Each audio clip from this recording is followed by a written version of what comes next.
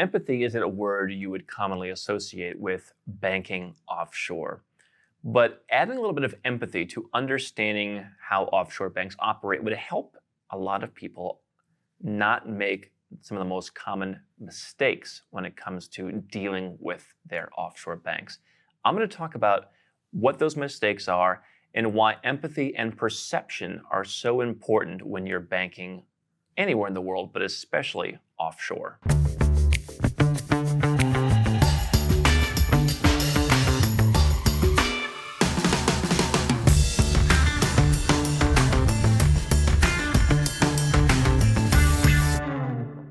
Hi, I'm Andrew Henderson, and what a lot of us don't understand is that bankers are basically bureaucrats. They essentially are like government workers. They have certain standard operating procedures they need to follow.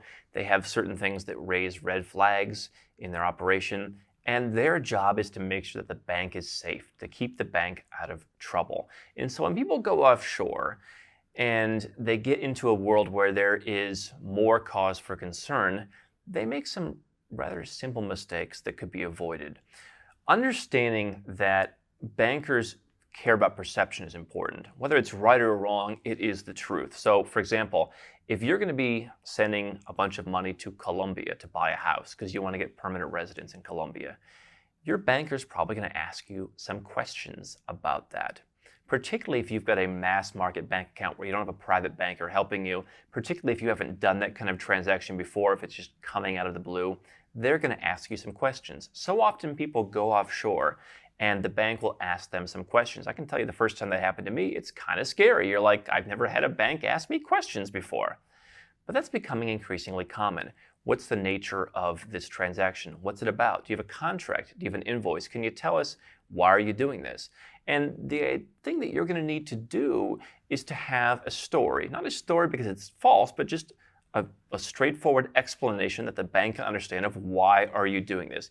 Hey, I want to relocate to Colombia, so I'm buying a house, and this is the money I'm sending to buy this house.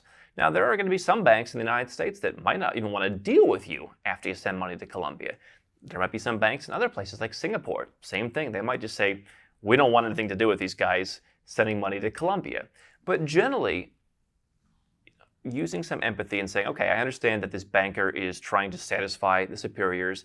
I need to tell him what's going on. What I even do at this point is I'll oftentimes discuss with my banker in advance, hey, here's what I'm going to do. I recently invested some money in Cambodia, and I sent that from the US, and I sat down and had a conversation with my banker there and said, here's what I'm doing. Are you comfortable with this?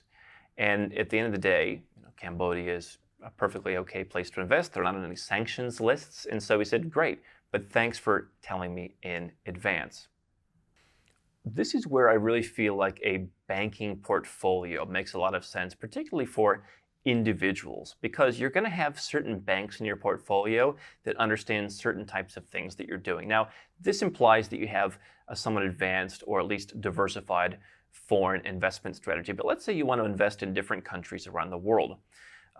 To me, a bank in a place like Dubai makes sense if you want to invest in Egypt or other places in that part of the world. I have a friend who was telling me about all the incredible bargains on real estate in Alexandria, Egypt recently.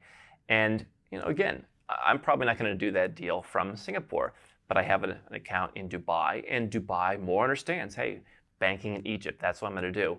So what you need to understand is what's going through the mind of the banker. Most bankers are used to a certain type of thing. If you're banking in the United States, they're just used to the US. And the biggest suspicion I see my friends who still live in the United States talk about is they got to take $10,000 in cash out to buy a used car, and the banker gets really high and mighty with them, and they don't want to give them the cash. Or in many cases, they don't even have the cash because they're so unwilling to deal in cash.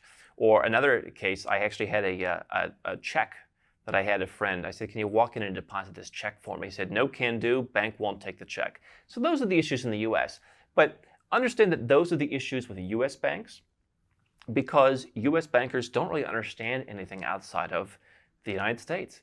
When I sold my house in the United States many years ago, I made some money on the sale, had some equity in the house, and the title company called and said, where do you want us to wire the money? I said, can you wire it? I've got a bank account in Singapore. Can you wire it there? And she said, I've never heard of Singapore. What, was that a bank? What is Singapore? They're so uninformed in many cases of what's going on in other countries. And so, as we say, go where you're treated best. The answer for me is to bank much less in the United States and to bank in places where they get it. So that's the first step. That's why you want to have offshore bank accounts, is because where you're at, the person probably doesn't really understand anything about international investing or living overseas or being a nomad. They don't get it. So go to a bank that does. But once you're there, don't make some of the simple mistakes. Somebody came and wired, I opened a brand new bank account, just a mass market bank account, one of these ones where you walk in and you walk out with the account number. And then I think it was in Montenegro. And then like a week later, he had sold some gold from one of the private vault facilities here in Asia. And he just said, yeah, wire my proceeds. I got a new account in Montenegro. Wire like, I don't know, it's like $800,000 in gold. And then he was amazed when the bank, he hadn't even funded this account. He literally put zero in the account when he opened it. And they said, like, what's going on? And they freaked out. And we had to talk to them and like, you don't need to close the account. Don't worry. Like, it's okay. But they were kind of concerned. And he was really freaked out. Like, why are they asking any questions at all? What banks want to understand is they want regularity. They want to understand what's going on. You have every month a certain payment comes in, or a certain payment goes out, or every once in a while you're buying a new investment property here or there. They like that. They like understanding what's going on. They like gradual. So perhaps if your business is increasing, they want to know gradually. But more important than anything else, to me, is what's in the mind of that banker in terms of what's a risk. Do they think of Mexico or Colombia as a place where only drug lords are going, or only they're sending money? Do they think of investing in Cambodia as some kind of far-flung thing where there must be a scam involved? Again, the first step there is finding a bank that does get it. So if I'm investing in Cambodia, I'm going to do that through my bank in Singapore if I can. In my case, I happen to have a very good relationship with a banker in the U.S., and I wanted to move some of that money out, and so I did it through there because it's a more Asia-centric bank anyway, and so it was fine. But overall, understand what is going through those bankers' minds. What are their policies? What are they good at? What do they know? What do they not know? If you keep that in mind, you won't just wire $800,000 in. You won't just open a brand new account and start running cryptocurrency transactions through it. Or you might never run your crypto transactions through it at all. But you really need to understand what are the local traditions, what are the local cultures. And if you're coming especially from the Western world, where no one's allowed to be stereotypical in any way, you're going to find that a lot of countries and banks in general do stereotype.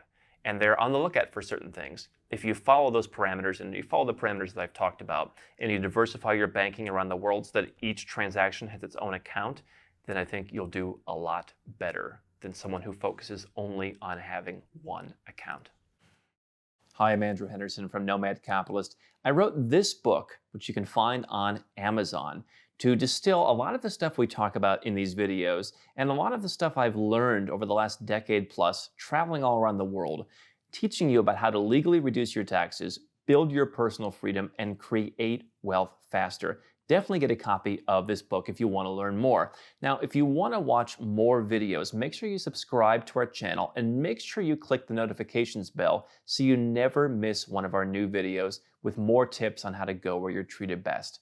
And if you're already a 6- or 7-figure entrepreneur and you'd like to put these strategies in place for yourself, go to nomadcapitalist.com and learn about how I can help you.